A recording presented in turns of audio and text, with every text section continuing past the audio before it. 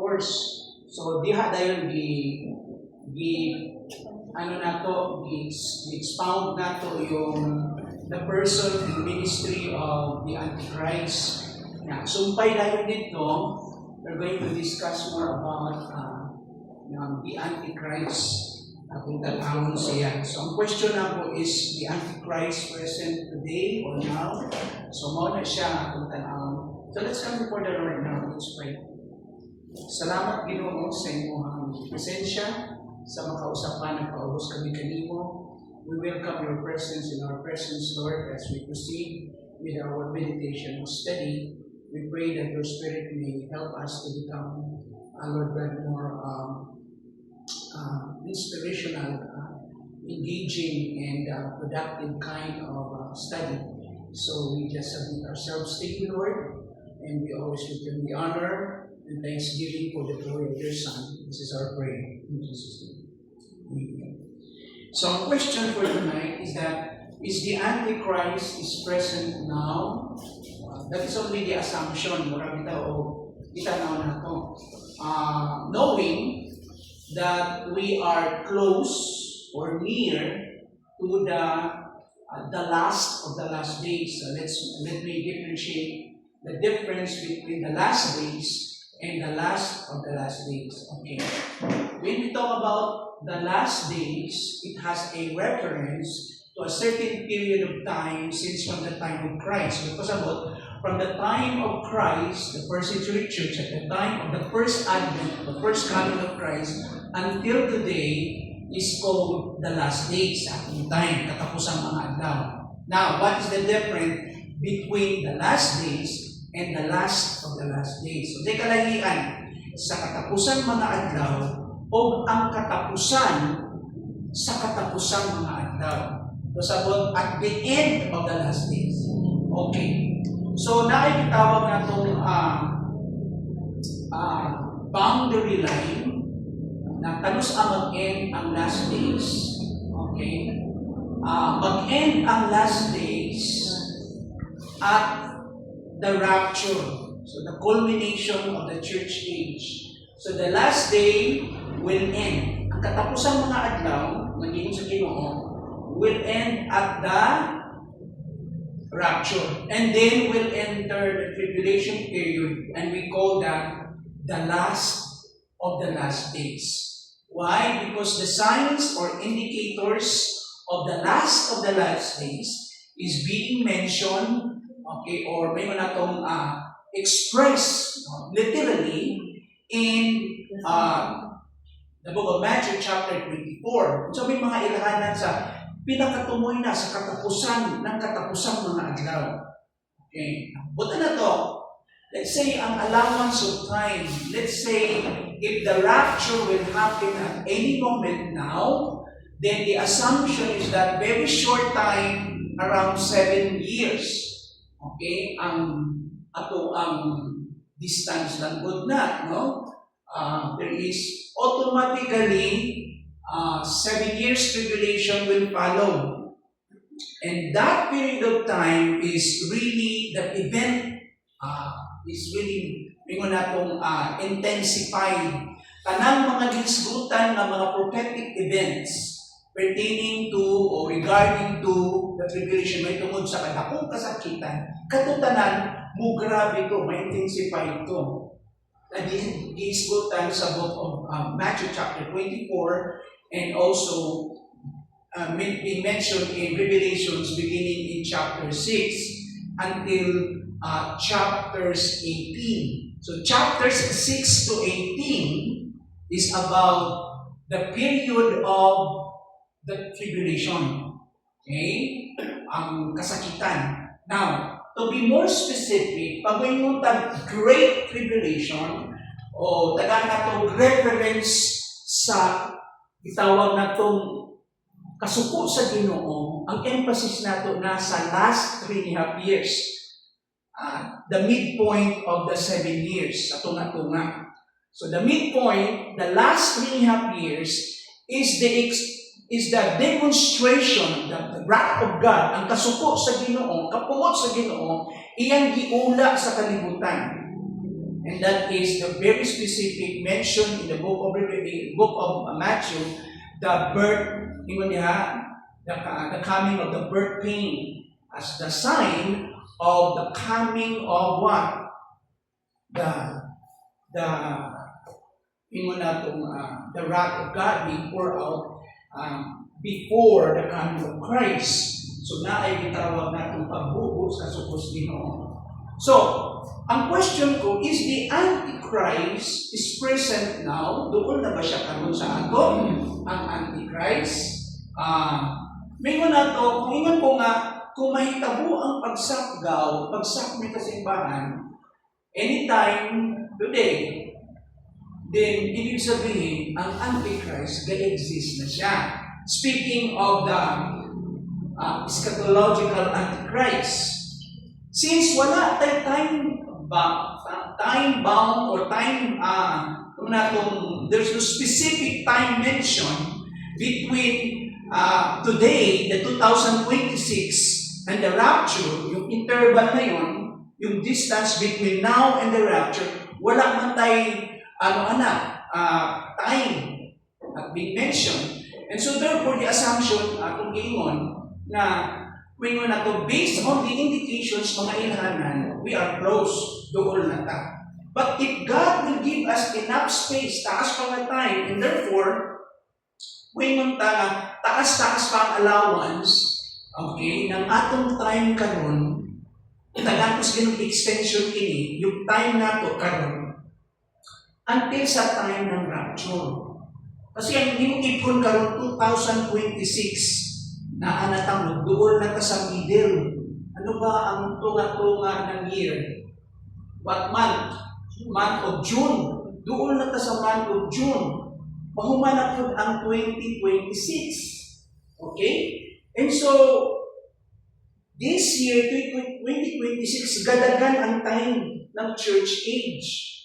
Okay? But remember this, yung church age, kung maalala niyo yung timeline nato, kung mahinumduman niyo yung timeline nato, mga igsuon, very clear atong gisgutan nga di mo natong there's a specific word na I forgot to mention that, pero balikan nato na siya. Pero kini siya, mo-culminate yun na siya, mo-graduate mo-consummate, matunga na siya at the day of the rapture. And so, let us assume na nag-i-exist siya karon. Okay? Is the Antichrist present now? Tanaw na to. Now, hindi ang mga iso, mga basic signs to watch na angay natong bantayan. Okay. Now, una-muna, may mga biblical descriptions o pagulagway na pinasikat sa Bible.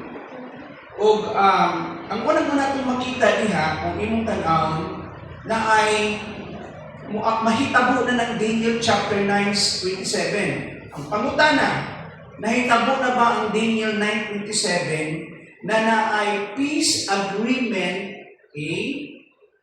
dito sa Israel? Okay? Nagitawag natong good for 7 years.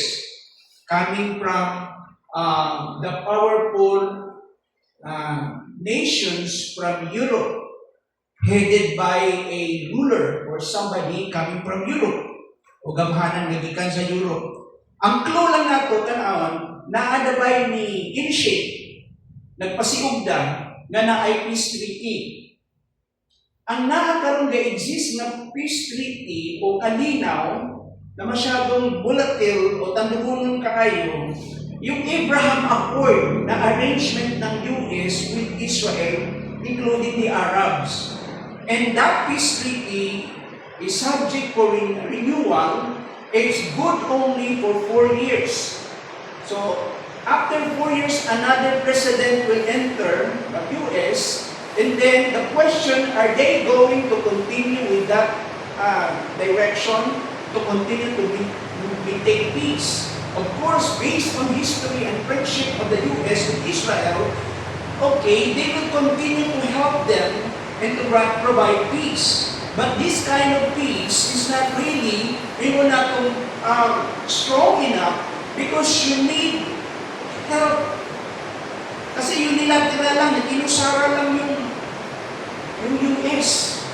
You need help from other nations in Europe, especially in the West, to help them to really put something more better and more permanent kind of peace.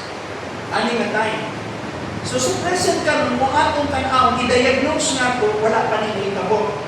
In fact, sa ang reality natin on the ground, samo kayo sa Middle East because of Iran and Israel o daghan pang mga neighboring nations dito nga naapoy gitawag natong mga impulsive reactions.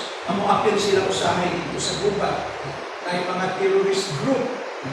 So, tanaw na nato, i-diagnose lang nato. Next, simply after that, there will be a 3 years of peace. Ibig sabihin, kung isbutan na po yung peace na to, covenant treaty ay yung covenant of peace, that treaty of peace, bago mahitabo na, nag-rapture na. Intindihan nyo? Coming from the line of pre-tribulational understanding na mahitabo ang pagsakdaw bago ang dakong kasakitan, bago mahitabo ang peace of the Middle East, then rapture suddenly takes place. Mahitabo na siya. Sinimanggod, mahitabo ni sila right after. So after the translation of the church, after the rapture of the church, then immediately 7 years tribulation in God's timetable will be served. Pagsugod na. So, false peace, then temple desecration. Bupasagot yung pagbutaw-butaw sa Antichrist, Antikristo dito sa templo. Ang question karon in reality, do we have the temple exist in the present time? Sa Middle East, ano ba yung temple of Jerusalem? Wala pa. So the assumption that later in the future, they are going to build the temple. Ilang ipatungkol yung temple. So now, they're making efforts kung saan nila ka na, dahil political factor, dahil religious factor. Very shaky yung maong effort. So possible, this man of peace, the so-called man of peace, in the name of the Antichrist, might help them to secure that opportunity to build the temple. Tabangan silang itukod ang temple. Now, without any reaction from the neighboring, countries or nations among the mga Islamic nations, makita nato. Question, na ba ni wala pa? Wala pa. So, then sulit na mahitamo anong temple, global control, economic, political, and religious domination. Ito na yung direction na idominan, pagharian mo ng Antichrist ang kalibutan. Wala pagyapon, persecutions. Pero mauni siya ang sequence of events as indication that we are in the last of the last days. Naintindihan niyo? Nanaalata sa katapusan ng mga adlaw. Pangutana, naano ba niyo pa? Wala pa. Okay, wala pa. Ang worry na ito, dili kami. Kung sa'y worry na ito, di man angay ka mag-worry. Di ka na positive na perspective. Ang angay na itong bantayan, walay signs ang rapture. Ang naay signs ang second coming. Remember, in general term, ang second coming sa ilo duha ka phase. The first phase, the rapture. The second phase is the literal second coming of Christ. Oo. Kung sakto na ito siya in generic term, ng mga second coming of Christ, daghan siya detalya ng mga events.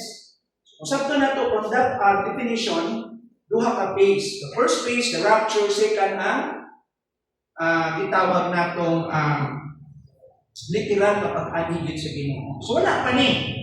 Okay? Now, next 3.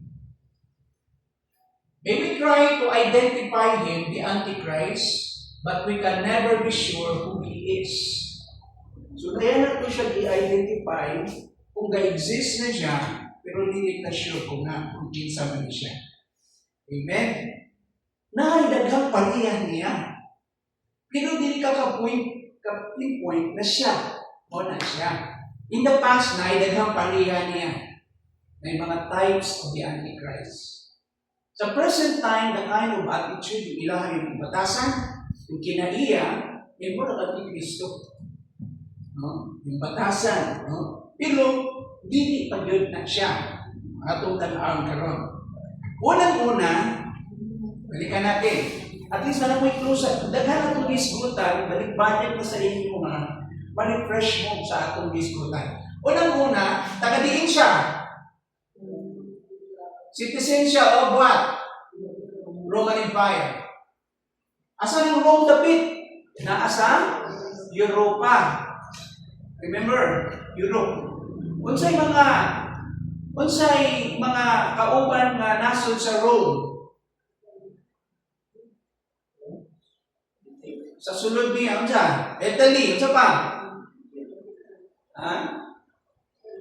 City raman ang Vatican, no? Inside,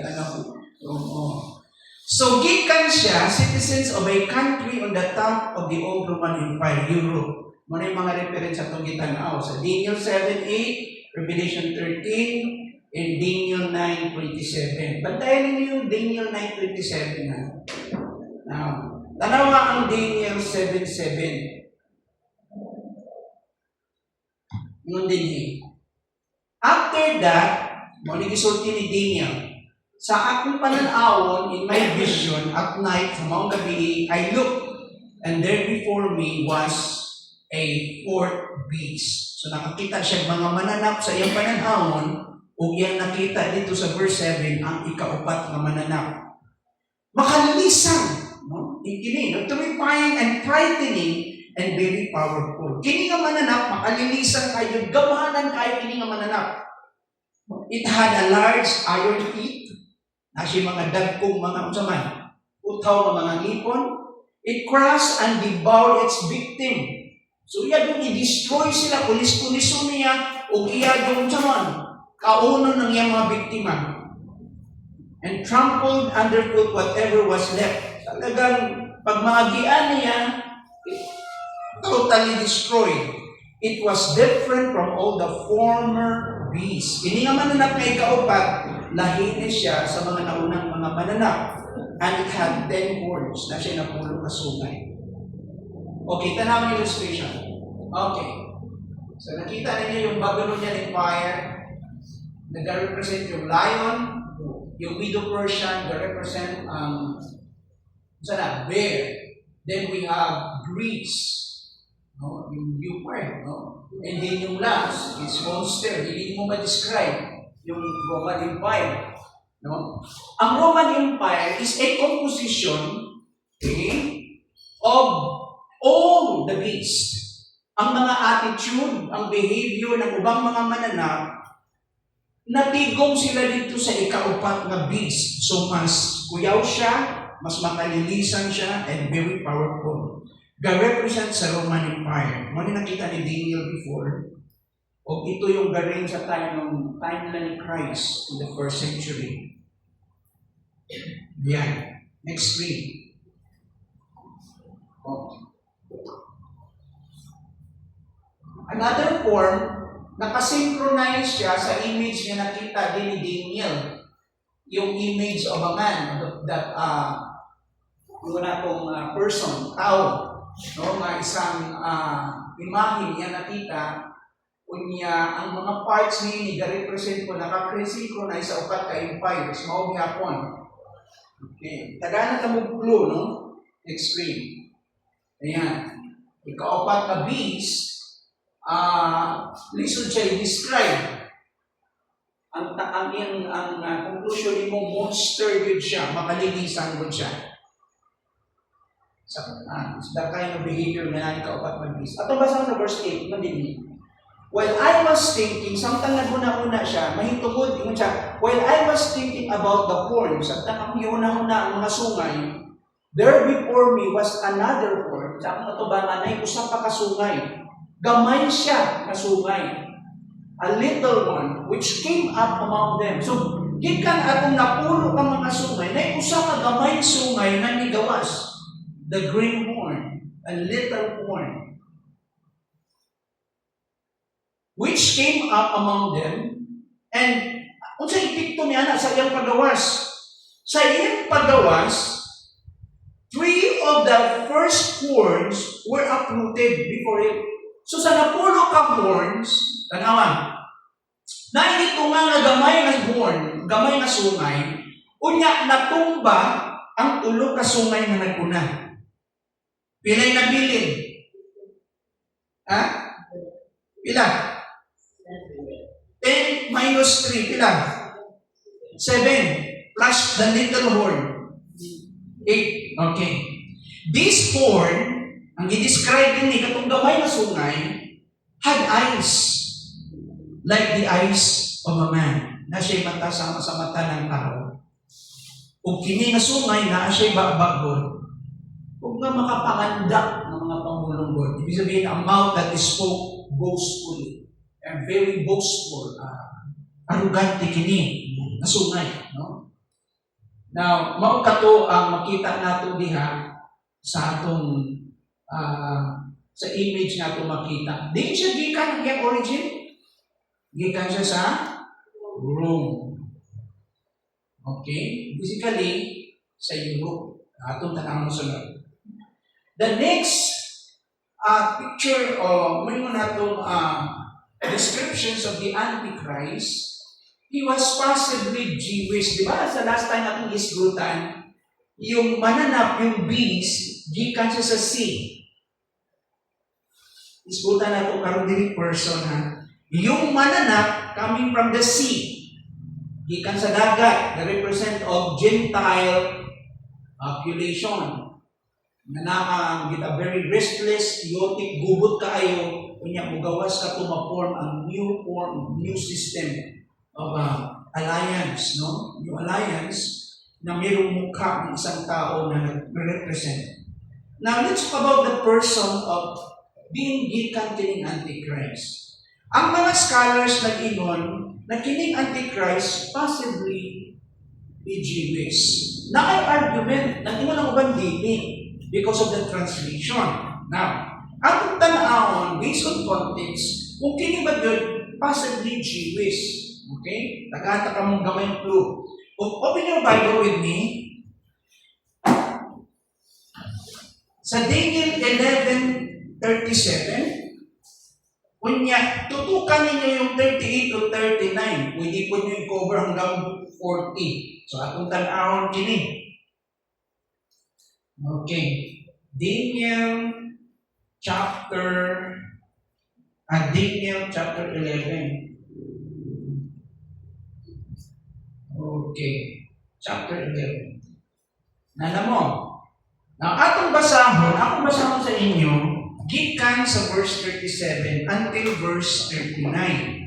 Hindi palang pagbasa nyo na nang may clue.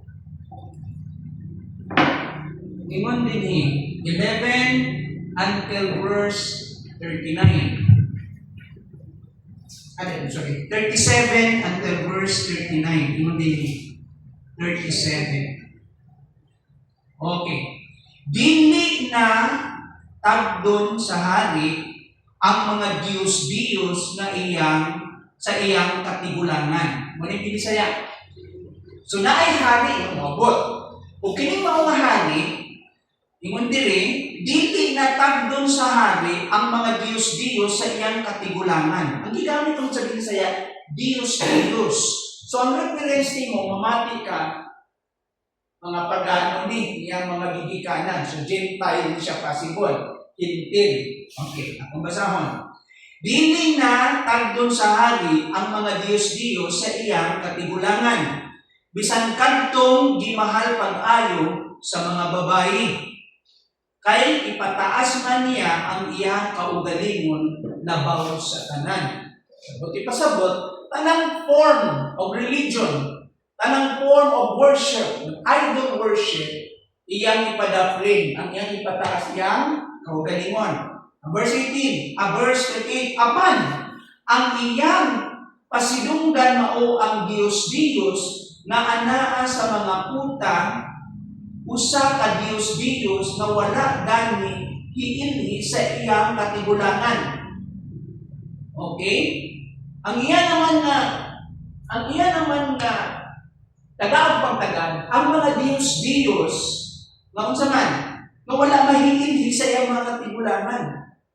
Now, let's say, ang assumption, mga pag-ano ni, kung sa man klaseng Diyos-Diyos na wala mahilig sa katigulangan, nga ilang tagdon, nga ilang tagapagtagad. Nalikon ko, apan ang iyang pasidunggan mao, ang Diyos-Diyos na anaa sa mga puta, usa ka Diyos-Diyos na wala gani iilhi sa iyang katigulangan. Iya kining halaran o mga bulawan, plata, mahalong mga bato o mga gasa. Verse 39. Bantayan niya ang iyang mga puta sa mga laraw, mga tao nga nagtuo sa Diyos-Diyos sa ubang nasod. So, na-reaction na, no? Bantayan niya ang puta. Okay. Ingon niya, ang miila kaniya, ingon nga hari, pasidunggan niya o himuon niyang mga pangulo sa katawhan o hatagag yuta ingon nga ganti. Verse 40. Unya sa katapusan, sulungon sa hari sa Ehipto, ang hari sa Syria, ito na yung the king of the south. Oo. Okay. Sa Syria, apan ang hari sa Syria, mudasdas kaniya daw animpulos uban sa mga karwahi sa kasundaluhang nagkabayo sa daghang barko o buntubo niya ang mga nasod nga iyang agian. Now listen to this. Naikonteksto kini. Now, kini siya gitawag na siya, represent siya mura a man with a angry face, a man with a violent face. Pero ato tanaw sa yung argument na possible Jewish iyahang gigikanan. Ato sa nang 39. The God of his fathers, tungod aning word na the God of his fathers, ang Diyos sa iyang mga katigulangan. And now the desire of women. Una din mong argument din ang language ng God. Tanawin mo yung English translation, nasa gamay na G in plural form, the gods of his fathers. Sa ibang translation, okay, kung tanaw na to, labi nagkuhaonin mo ang original na language, yung God in him is the word Elohim. The same word na gigamit sa Genesis chapter 1, verse 1, in the beginning, God, Elohim, na sa plural form. Now, yung word na Elohim, depende sa konteksto, usahay ginagamit siya sa mga spirit beings and rulers or leaders of nation. Depende sa konteksto. Now, karon, iputan nato sa Genesis, ang God nagisgutan dito Diyos, naghimo sa langit o yuta, walay lain. Okay? The singularity of this God, yung atong siya, si Elohim. Now, yung idea na more than one person ang Diyos, gawas ang Diyos dili na usa ka persona, kung dili more than one, o yung itawag na itong idea ng Trinitarian belief, usa sa mga foundations na verse of passage na ito makuha, yung Genesis chapter 1 verse 1, because of the idea of this compound plural name, Elohim. The same Elohim word na gigamit din sa Daniel chapter 11 verse ingon diha 37. Paingon nga ito sa 39, Labi na sa 37. The God of his fathers. Now, pagbasihan pa nimo yung uban na word dito, basahon nimo God na lang. Dili na God. God. Kaya, usahay translation, Eluha. Imbes of Elohim. Eluha. Sa ipamubog nila. Now, ang question nato karon, kini ba ang mga pagan gods ang gisgutan? Kasi hindi pa lang yung word na to, kung kuhaan mo og language kini, it should not be expressed in the gods of his fathers, but rather the God of his fathers. Usa na sa ka-point. Atong tan-awon. Now, ingon ko nga mga igsoon, sa Daniel 11:37 to 38, ang Antichrist, nagpakita siya na wala na siyang pagtagad. He has no regard for the God of his fathers, nor any God, aside from the God of his fathers, including the other God, or he shall magnify or elevated himself above all. Iyang itupo niyang kaugalingon labas gawa sa uban. Kasi makita natong traits dinhi. Ang usa ka major traits na ito makita dinhi, yung practice of religious iconoclasm. Iconoclasm. Yung word nga, the word icon means image. Kanabi itong mga ribulto. Alam mo na yung practice sa church history before yung iconoclastic. Iconoclasm. Kasi magpasabutan niya. The idea of rejecting ancestral faith. Magpasabot. Ang iconoclastic, katong mga tao nga mga kasunod ani, mga adherents ni ilang bungkagon ang mga ribulto. Ilang sunugon. O nang katong mga iconoclasts. Remember yung si Leo the Great, the iconoclast. Now, dinhi, sa church history, kato namang mga icons good na mga sa Diyos-Diyos. Oo. Pero dili, ang idea din sa Daniel chapter 11, yung traits niya, wala siyang respeto, relihiyon. Tanang na relihiyon, bukago niya, siya ragyod ang relihiyon. Maray kitabo niya. So makita natin din ang self-exaltation, no? Placing himself above every God, including tanang God, mga Diyos ng mga Diyos-Diyos sa kalibutan. Ang iyang gi-worship ang gahom, a military might or military power, the God of fortresses. Nagisgot ka na ang gahom, pinaagi sa gahom sa tao, using military force, military power, military might. Mao ka na ito makita din. Now, I just want to discern this. Kini na kasing pattern sa Espiritu. Paano galihok ba ang yawa bitaw? Ga-orchestrate ang yawa o banabuhat ni ini. So ang question, na ba siya connection sa secular humanism kung isbutan mo? As far as secular humanism is concerned. Sa piling secular humanism, usa kini siya ka una-una o panlantaw o ideolohiya. Ang emphasis ng secular humanism, gikan sa word na human, ang isip filosofiya.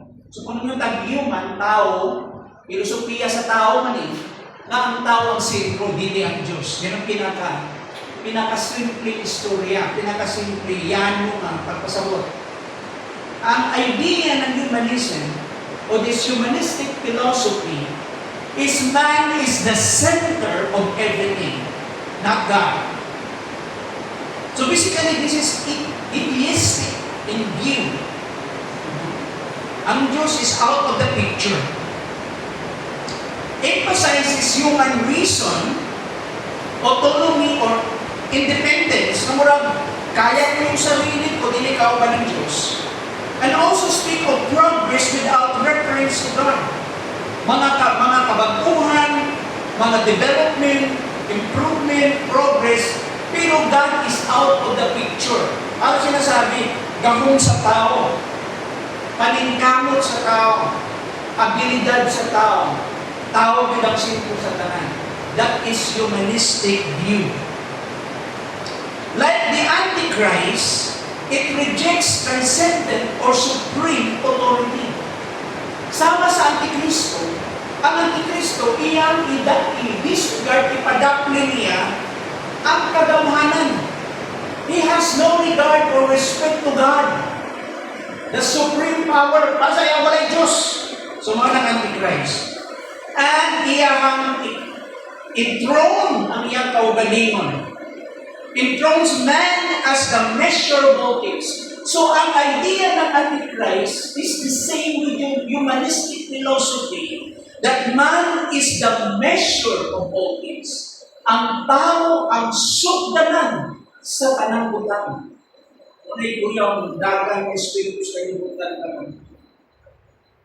Kung sa'y parallel ng Antichrist, kung similarity ng Antichrist, o sa secular humanism, Antichrist magnifies himself above God. Secular humanism magnifies humanity above God. Nabay pareho? Kisisintro, ang tao, dili ang Diyos. So na siya connection. Huwag pa natin makita. Now let's entertain more. Pagkakita sa atong time. Let us read the spirit of the times. Gawa sa secular humanism, let us entertain the idea of the Marxist communism. Kung sa'y connection ini in relation to the spirit of the Antichrist. Si Karl Marx, ang proponent o founder of communism, ang iyang pagtudlo mauni, ingon siya, taught that religion is the opium of the people. A tool of oppression. Sabot ka din saya. Sa iya ang relihiyon,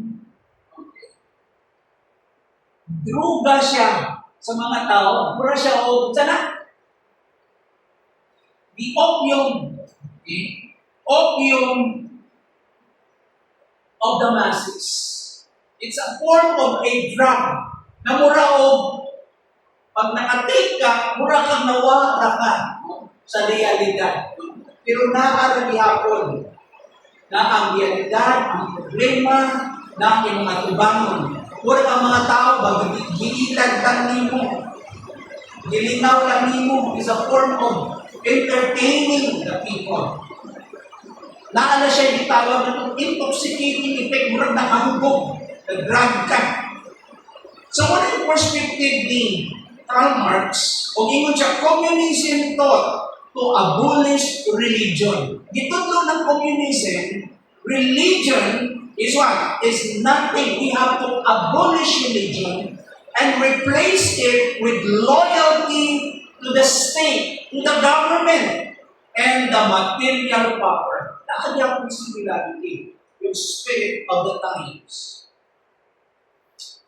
So, gitudlo meaning mga socialist government and communist form of ideas, makita nato, is that ang imong commitment, ang imong loyalty, sige Bisaya sa loyalty, ang imong sa tawag na, ang imong minun nato, o basta commitment o loyalty mo naa sa gobyerno, nasa material na gabong. Notice God is out of the picture. Kung sa'y parallel ani sa Antichrist or similarity. Antichrist enforces worship of himself. Gadiman siya, yang di-enforce. Iyang gidusok ini. Ang pagsimba sa iyang kaugalingon o sa iyang sistema. Parang sinasabi ng Antichrist, ako ang inyong simbahon o ang akong padagan sa gobyerno, ang akong sistema. Ang communism enforces allegiance or loyalty o the ideology o yung panlantaw. O dili ang panlantaw, including state or government, and suppressing faith. Ilang suppress, gipungan ang kagawasan sa pagtuo. Kaya nga, pamuat ko sa ulang, socialist government good. Lisod ang mission work dito because there is no freedom. Kung exercise mo sila certain tolerance, mga igsoon might be, yun na, I don't know, up to what level. Pero in reality, they will really support sila yun kung nandun ang pagtuloy. Gusto na ko i-discern, makita na ko yung spiritual modeling ko. Kining tanang mga klase sa una-una na dili gusto na simple ang tao, paingon ka na dito sa usaman sa paggawa sa Antichrist. Now, if we do a comparative study, pag maingon diha ang Antichrist, iyang gisalikway ang Diyos sa iyang mga katigulangan, ang secular humanism, iyang gi-reject ang gahom o otoridad sa Diyos, reject divine authority. Marxist communism calls religion just an illusion, an oppression, wala hinungdan. Ang Antichrist, iyang gituboy ang iyang kaugalingon labaw sa kanang Diyos. He exalts himself above all gods. Secular humanism exalts human autonomy. Human independence outside of God. Dili ka ba ng Ginoo sa akong kinabuhi? Marxist communism exalts state of government and party ideology. The same line of thought, dili ka uban gyapon ang Ginoo ng Diyos. Ang Antichrist, para sa iya ang iyang gisimba ang gahom. Ang gahom sa tao, military might, military, bitawag natong force, o military power. Ang secular humanism trust in human progress and strength. Kapalod ako, tao ang bida. Man is at the very core. God is out of the picture. Dili kauban ng Diyos. Sa Marxist communism, trust in military and economic power. Wala gihapon ng Diyos na ay similarity. Ang Antichrist, the demand of loyalty. Kinahanglan ka mo. Musunod na ako. Walang Antichrist. Ang secular humanism promotes human-centered worldview. Sinasabi ng humanistic belief, ang tao ang sentro. Dili ang Diyos. Manibutan ko sa una-una. Ang communism demands loyalty to state and suppress dissent. Halos kaparihog yapon. Ang loyalty, ang commitment na sa tao, wala sa Diyos. This kind of spirit is working in our time. Kung mao ka ng mga instrument. Balikan na nato ang game. Nasa atong loob. Makita natin din. So, ang context, okay, next thing. Sa Daniel 11:37, very clear, ingon niya, neither shall he regard the God of his fathers. Kung inyong tanaw ng King James Version, sa literal translation, ang igamit niya nasa singular form with a capital G. Neither shall he regard the God, with a definite article, the God of his father. Putting emphasis, okay, dito sa word na the God of his fathers. Nor the desire of women. Nor regard any God. Hindi ka niya i-differentiate yung first na God, no other than the real God, o katong mga gagmay na mga Diyos. No regard of any God, for he shall magnify, iyang ipadako, ang iyang kaugalingon. He will magnify himself above all. Ibig sabihin, all gods. Ipataas niya ang gali mo gawa sa talang diyan, labaw sa talang Diyos. This verse appears in the prophecy, the willful king in verses 36 to 45, the same chapter, a figure, an image, who transcends Antiochus Epiphanes. Antiochus or Epiphanes. Ibig pasabot, this figure is more supreme than Antiochus Epiphanes. Points to the eschatological Antichrist. Kinimaw Antikristo ang mawabot sa katapusan mga adlaw. The passage shift to the time of the end in verse 40 signals a future fulfillment beyond the Seleucid era or the Seleucid period. At umisgutan ka diyon kini si Antiochus Epiphanes. Antiochus Epiphanes is a form of an Antichrist. Diha pa lang makita na po ang spirito ng yawa ng buhay. Foreshadowing the Antichrist. Sa ibutan din Antiochus Epiphanes was a Greek king. Hari siya ng Grego. Grego. Who ruled the Seleucid Empire from 175 to 164 BC. Kung sa iyang characteristics, ambitious na siya, proud, and determined to make his empire fully Greek in culture and religion. Kung masabutan ng isa kupa niya, like Alexander the Great. No? Nanyang empire, tanang tao mo dumbuga ko sa iyang kultura sa Grecian o Hellenistic culture and religion, the religion of the Greeks. Natao siya noong 215 BC. He spent years as a hostage in Rome and learning politics and power. He also started small at the very beginning. Insignificant. Mura siya dilipod, mura siya little pulpod. No? Started small, wala pa yun. When his brother was killed, sa diyang namatay na igsoon, Antiochus seized the throne. Gigukod na niya daan ng trono. And calling himself Epiphanes. Ang but na sabot ng Epiphanes, God manifest. Ang Diyos nagpakita, nagpadala. The idea of Antiochus Epiphanes is that he is the manifestation of God. And claimed to be the living image of Zeus. Kinsa man si Zeus? The father of the gods of Greek mythology. Si Zeus. Nakapamangay sa? Okay. Notice yung type of the Antichrist. His push to Greek customs angered me. Kay daghan na suko niya. Kay i-push man yun niya. Kinanglang gatsunin niya yung kultura ng Grigo. And especially the Jews. Ang mga Jew ba yan, mga stalwart kayo, bisan ng mga Romans galisod sa ilaha.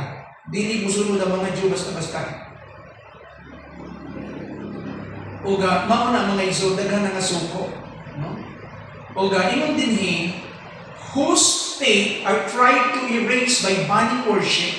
So gusto ni Antiochus na ipag-igakson ng iyahang ang kustombre ng Grego o nasdaghan na suko niya o especially mga Hudyo na suko niya na gusto niya na ang pagtuo, gusto niya ng mga Hudiyo, yung Jewish faith, i-erase. So yung gibag, pahunong niya yung worship o iya usab gidesecrate ang temple and forcing pagan sacrifices. So magpasabot, yung type ng Antichrist mabuhaton sa future, the idea of desecrating the temple, nahugaw-hugawan ang temple, ikibuhat na ni Antiochus the fourth. Enforcing pagan sacrifices. These brutal act of violent acts sparked the Maccabean Revolt. Kaya nakasuko yung mga nagkaroon ng revolution. And a courageous stand that restored Jewish worship and inspired the festival of Hanukkah. Though Antiochus of glory, sa tuon niyang gibukod yung personal glory ang himaya, his arrogance and cruelty left a legacy of rebellion. Kaya mag-enforce na ang mga Hudyo ng wild, and later on, his power declined. And so remember, Antiochus was remembered as para sa ato as a warning against pride that sets itself against God. Dili mo survive mo daog ang galbo bato sa Diyos. Makita nato si Antiochus at that time, that kind of image. Ingon ko nga, he was the shadow of the coming Antichrist. He was the ambitious usurper. He usurped God's authority. Yeah, tanaw ang historical history, makita nato sa tungitan ang parallel niya kay Antichrist. Ingon dia, Antichrist will also rise to deceive. Isaka siya, sumikat siya, pinaagi sa panglimbong and manipulation. Kung ano mo yung word ng manipulation, an evil leader will manipulate, not to motivate to something moral and good. Manipulation is what? Motivated by evil. The reason why you manipulate to control yung mga tao because of the evil end. Tungkol sa inyong dabutan na timuha o interest. Tungkol sa inyong timuha dinhin, ang iyahang pagdala ng Antikristo, pinagi sa panglimbong o pagmanipular sa mga tao.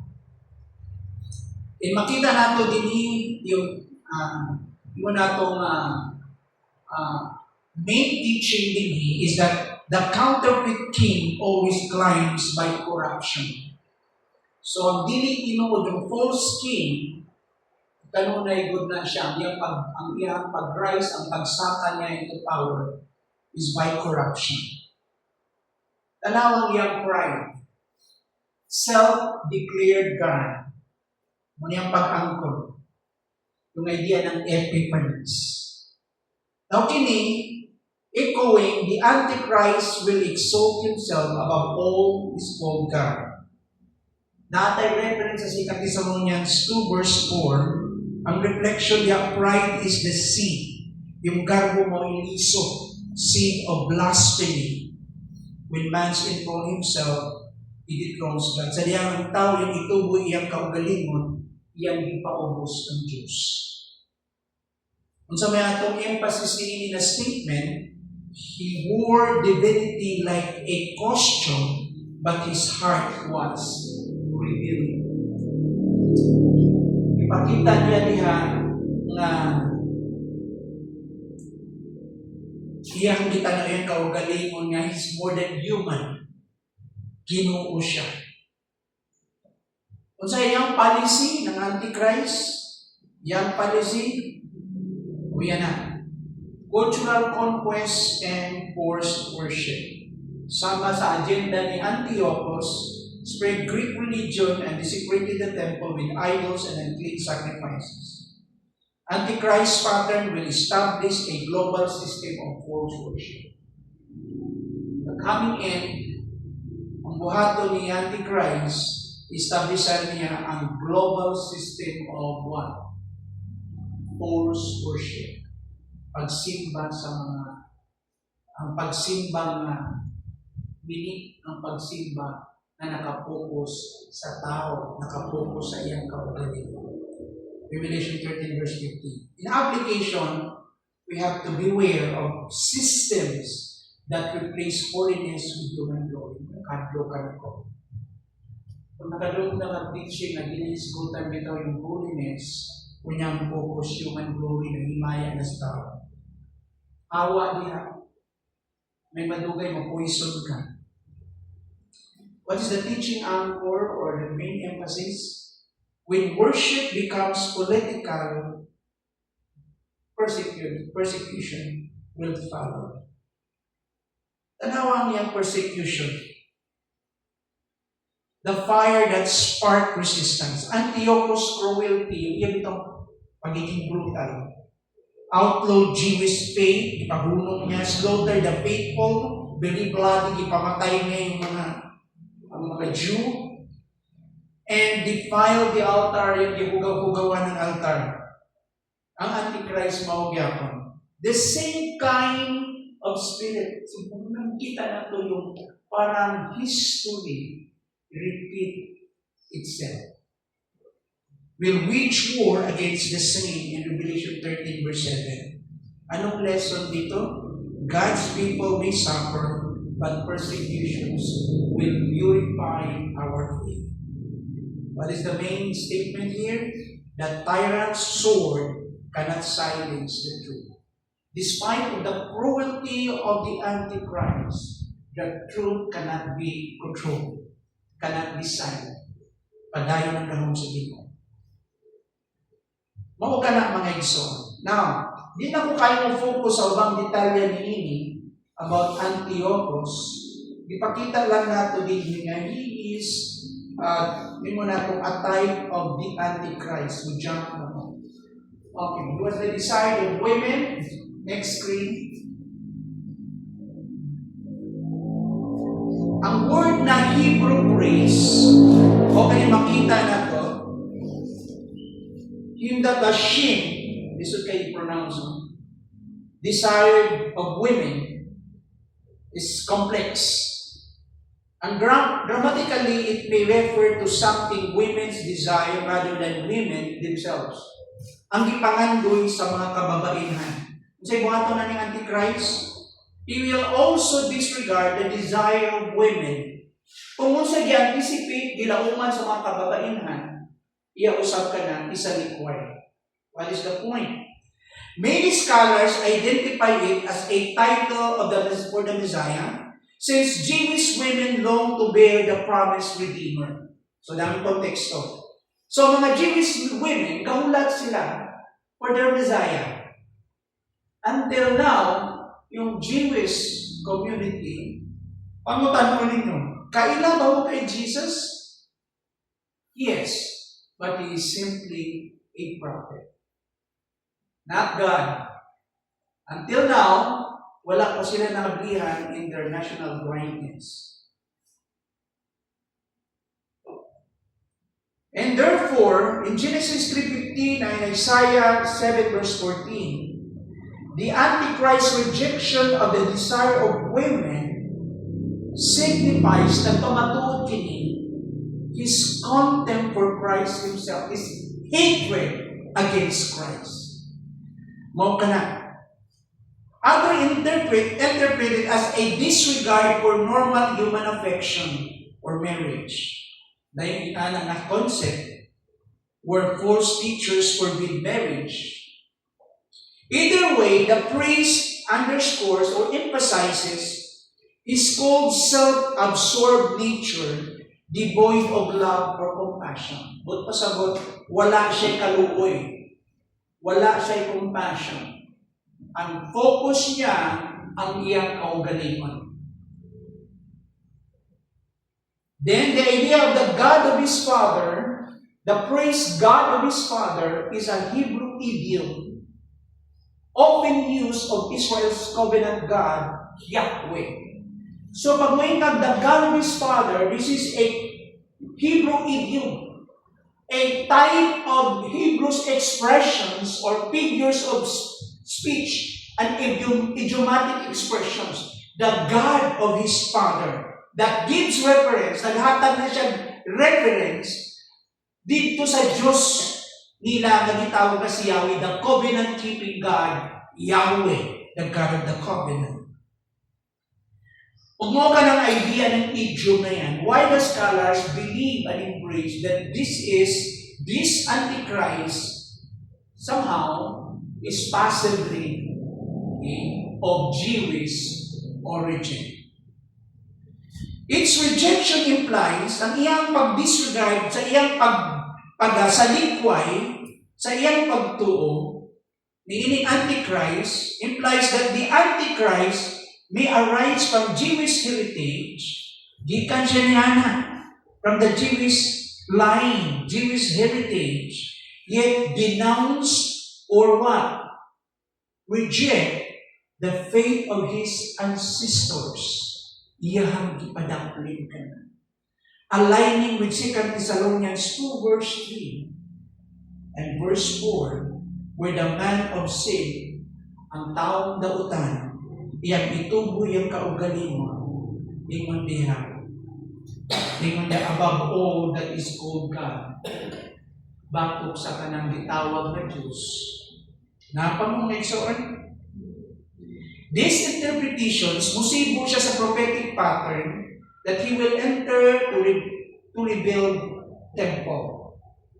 So I believe part siya sa pagtabang niya and proclaim himself as God, diri ang delikado. A blasphemy, an offense, no? Ingon nato, pagpasipala kini dito sa gitawag natong a blasphemy intelligibly only within within a Jewish religious framework. Na atong tan-awon kadiyot mga igsoon. Next screen. Tutukan lang nato, tunan nato kana, no?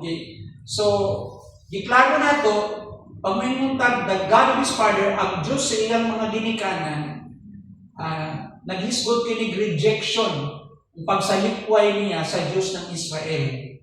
So, posible nga siya gikan sa mga Hudyo with Jewish origins. Pag may mutag desire of women, ang ipanganduhi sa mga babae, nag-isgot kinig rejection of the Messiah or the natural affection. Pag may mutag magnify himself above all, ituboy niya yung kaugan yung itawag na ito labaw sa tanan, nag-isgot kinig self-deification and global worship. Buot pasabot, iyang ipadako yung kaugan nga siya ay Diyos. Now, karon, atong tan-awon kini, very interesting kining duha ka scholars. Next screen. Apa mo? 15 minutes na lang. 15 minutes naman. Yung Dallas Seminary scholars na si Walborg o si Pentecost, ilang nakita kaning Daniel 11:37, nagyablihan kini, unveiling, ang expose din unveiling the Antichrist total rejection of every religious loyalty. But pasabot, ang ilang understanding din ang ilang interpretation din nga gisalikway sa Antikristo yun, ang tanang form of religious worship. O ingon niya, possibly, even his Jewish heritage. Ngayon, gisalikway po ang iyang Jewish origin, Jewish lineage, Jewish line. And the Messianic hope, ang paglaong na mga Diyo gahulat sa ilahang manluluwas na Messiah. That is that hope. So, kining duha ka scholars, mo ni ilahang gituhan, showing him a man who exalts only himself above every God, the ultimate counterfeit or false Messiah. Siya ang kahigpitan na mini, no? Na manluluwas, dili tinuod. Pag nag-counterfeit, it means fake or false Messiah. Now, atong tanaw, kinsa man si John Walborg? Mga patay na ni sila. Yuli na niya sa Ginoo. A theologian, educator, and author, John Walborg. A very respected theologian. At sa isulti niya, mo niyang gingon din niya. Walborg sees this section as shifting from Antiochus Epiphanes to the final world ruler, the Antichrist. So nakita ni Walborg kini na ang gisgutan din sa storya sa Daniel, okay, the idea shifting from what? Dili lang si Antiochus Epiphanes na type ang gisgutan din kundi the final, ang katapusan God na mahimong leader sa kalimutan, world ruler, the Antichrist. The God of his fathers, ang interpretation ni Walborg interprets this as a possible indication or sign of Jewish ancestry, but stresses that the Antichrist will reject the faith of his forefathers. So he also believed and emphasized na possible siya, ilhanan kini, na siya Hudyo ang kaliwat. Ang idea ng gipangandoy sa kababainhan o desired of women, one would suggest this phrase most likely refers to the Jewish expectation of the Messiah. So mga gipangandoy sa mga kababainan, nagpasabot, na kini siya, okay, kini yung pangandoy sa kababainan, may tungod sa pag-abot ng manluluwas. Yan ang punto ninhi. The child every Jewish woman hoped to bear. Naalala niyo yung language ni Elizabeth kay Mary. Blessed are you among women. Amen? And blessed is thy fruit. Alam mo yung word, yung the Magnificat of Mary, when he recognized that sa book of Luke, I think, yung reaction niya na nahimo siyang vessel o instrumentus Ginoo. Yung unang statement niya dito, nag-ampo sa Ginoo yung hila, my God, my Savior, that even Mary herself recognized that she needed a Savior. And mauna ang kita nato din. And aside from that, thus, therefore, Antichrist reject the Messianic hope entirely. Possible ba ni? Dahil mga ingana, mga Jew, pwede sila, of course, history tells us. Judas Iscariot was totally an unbeliever. Don't you know the history of Karl Marx? Remaining who research me, right? I think he was of a Jewish origin. Tungkol sa hypocrisy ng faith ng father niya, hindi niya ma-cope yun. Nasuko siya, he was so bitter. Ay nag-compromise siya ang father niya sa ilahang faith, hindi nila ma-practice. Kasi yung mga Jew, pag pumunta sila sa iba't ibang lugar, pinapractice nila ang ilahang Jewish faith. Now, siguro for business sake, yung father niya made some adjustment and nagdako si Karl Marx na ganun itawag itong bitter siya, kasuko siya papa.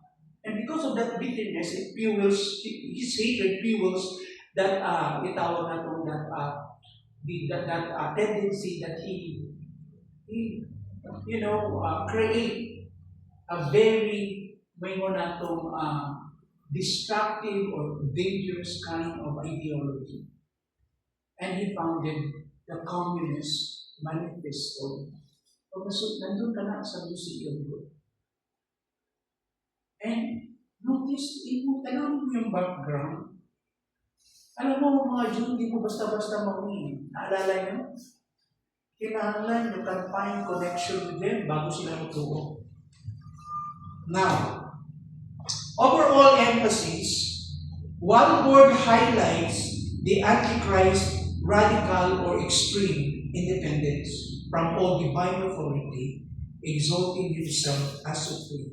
Ang question ko, bakit siya niabot sa inanay ng point?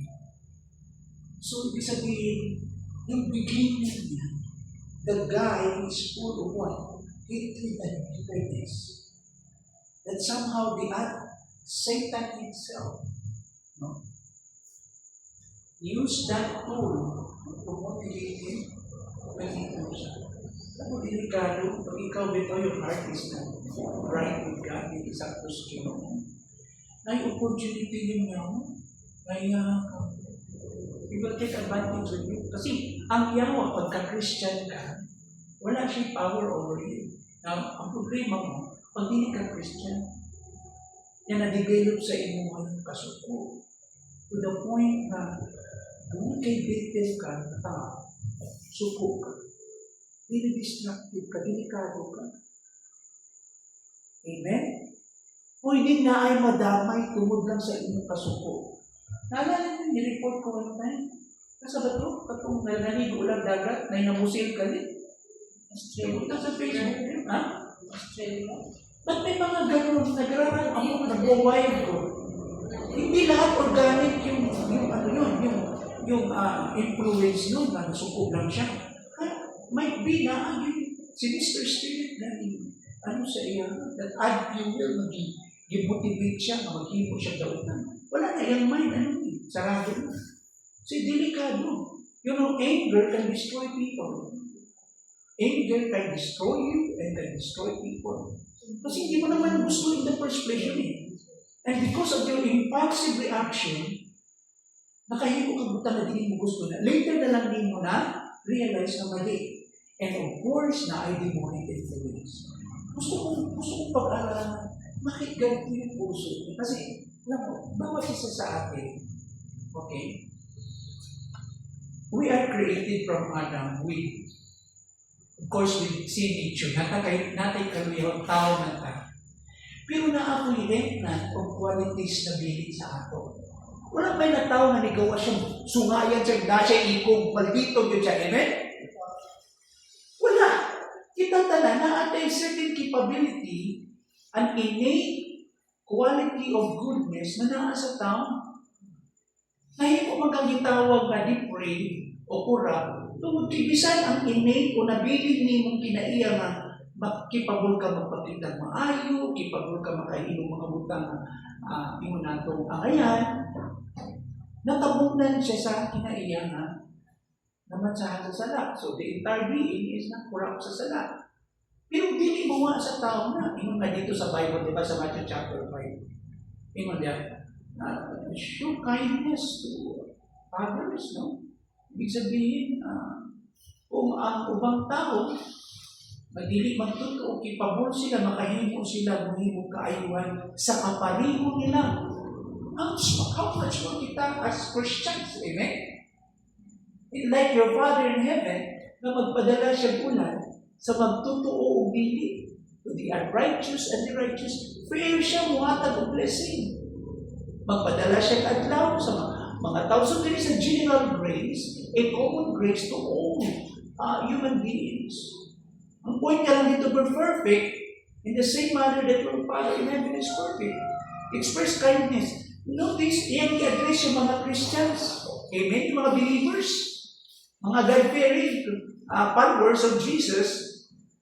Kaya kung siya, bisan galing yung mga unbelievers, capable also of doing such thing dito sa mga tao, nakauban nila.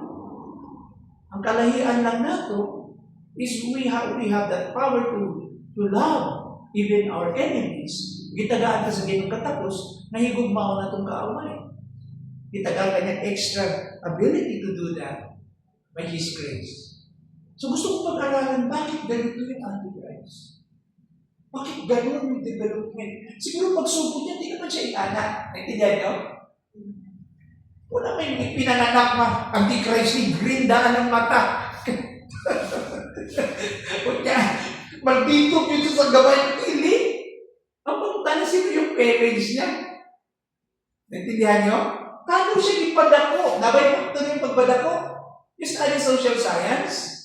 Okay? Nadili lang ka na. Paano siya nagdako ba? Manulingana niya. Alamin mo yung background niya. Although the Bible is silent, but ang point na to, gidevelop siya, gimotivate siya na ang gamahanan ng tao, ang gahong, kusog sa tao. Iyan ang motivation niya. I believe na impacto ng social media. Na impacto ng bantayan. Yan yung topic ko, isa sa mga topic ko sa iyo, is about moral, may tawag na ito, about morality and purity. Yung malaking factor ng social media. Okay, so kutob lang ako din siguro, pag-emphasize sa ato ni Ini.